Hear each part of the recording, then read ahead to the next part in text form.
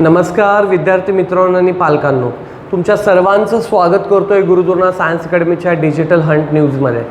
विद्यार्थी मित्रांनो, जर तुम्ही CBSEचे स्टुडंट असाल म्हणजे सेंट्रल बोर्ड सेकंडरी एज्युकेशनचे तुम्ही विद्यार्थी असाल आणि आत्ता तुम्ही 12वी पासआउट झालेले असाल, 12वी पासआउट झाल्यानंतर जर तुम्हाला वाटत असेल की माझा physics chemistry mathematics biology English history geography civics XYZ तुमचा जो कुठला पेपर आहे त्या पेपरमध्ये तुम्हाला मार्क्स कमी आलेत, तर अशा मुलांसाठी पेपर रीचेकिंगचा ऑप्शन त्या ठिकाणी खुला करण्यात आलेला आहे आणि त्यासाठी तुम्हाला अर्ज करायचा आहे। रीचेकिंगचा अर्ज उद्यापासून ऑलरेडी चालू झालेला आहे। त्यांची ही बातमी खरं कालची आहे, त्यामुळे त्यांनी उद्यापासून सांगितले म्हणजे ऑलरेडी आजपासून ते स्टार्ट झालेलं आहे।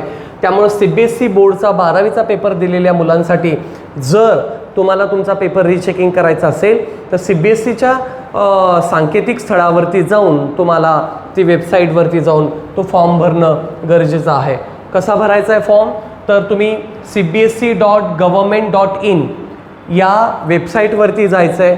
या वेबसाईटवरती क्लिक करायचं, होमपेजवरती पुनर्मूल्यांकन रीचेकिंगवर क्लिक करायचं आहे।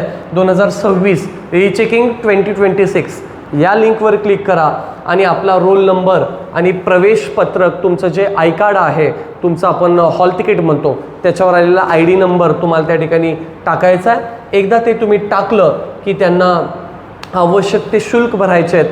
शुल्क काही जास्त नाही आहेत, प्रत्येक मुलाला फक्त 25 रुपयांचा शुल्क त्या ठिकाणी भरायचा आहे।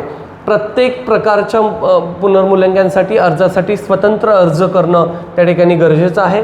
गुणांची पडताळणी मात्र तुम्हाला जर करायची असेल, नुसत्या फॉर्म फी 25 रुपये, पण त्याच्यात तुम्ही कुठल्या विषयामध्ये गेला आणि त्याचं तुम्हाला रीचेकिंग करायचं असेल तर प्रत्येक मुलाला पर सब्जेक्ट 100 रुपये फी त्या ठिकाणी भरावी लागणार आहे।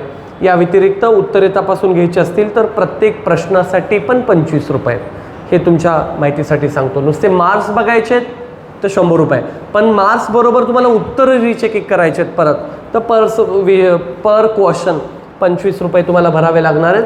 अशा पद्धतीची अतिशय सोपी माहिती त्या ठिकाणी तुम्हाला भरायची आहे। ज्या विद्यार्थ्यांना काही अडचणी येतील त्यांनी आमच्या विद्यास्थेतूच्या दिलेल्या कॉन्टॅक्ट नंबरवरती कॉन्टॅक्ट करा। धन्यवाद।